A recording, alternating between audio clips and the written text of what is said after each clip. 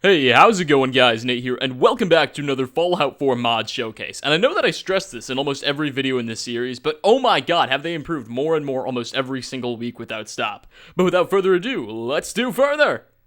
Coming in at numero uno on this list, we have Ghoulification by 404 Strang, and as its title implies, it actually allows your character to become a full-on ghoul, which offers various pros and cons. For instance, you get healed by radiation and are actually now immune to all of its effects. However, at the same time, you suffer a pretty significant charisma nerf, so the mod's able to balance itself out neatly through these ways.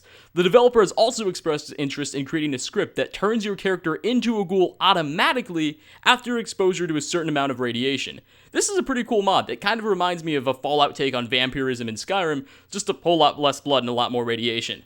And I know I speak for a few people here when I say I was insanely disappointed when I reached the final star of the Ghoulish perk and didn't have my appearance altered in any way. Well, your appearance is definitely affected by this mod, and it's absolutely beautiful. Well, beauty's in the eye of the beholder, but you get the idea. It looks pretty cool.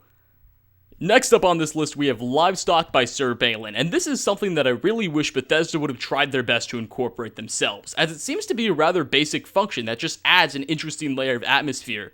This mod affords you the ability to actually cultivate livestock in your settlements. All you need is enough caps to buy a certain animal, and in some instances, a few points added in various perks throughout the charisma tree.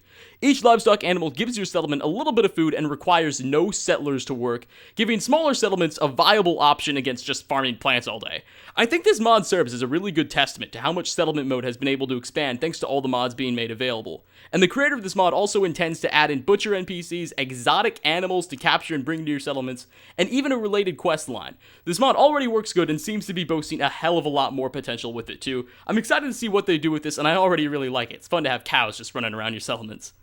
For our third spot on this list, we actually have two different mods that both do the same thing but offer their own unique instances and approaches.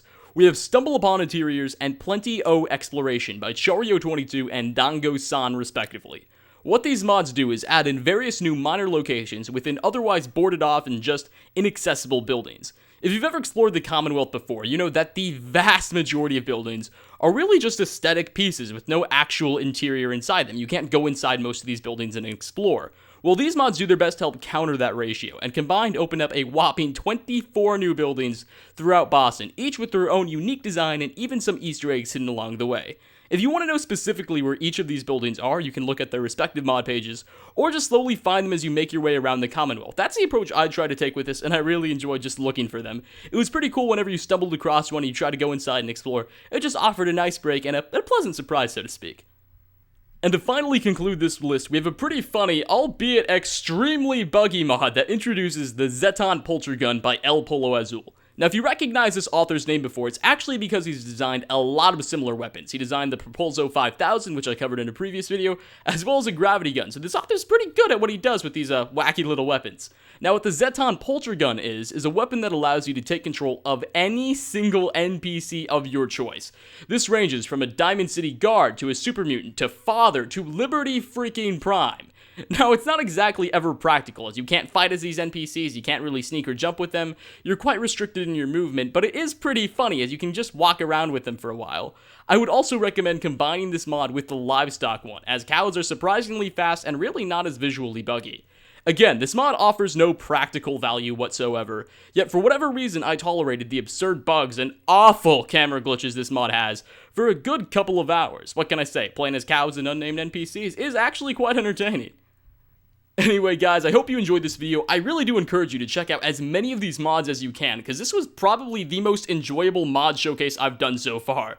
I really got lost playing all of these mods, and that's probably why I uploaded it a day later than I normally do. But I hope you guys enjoyed. If you did, please feel free to hit that like button. If you disliked, hit that dislike button. Thanks for watching guys, and I hope to see you all in my next video. Peace out everybody.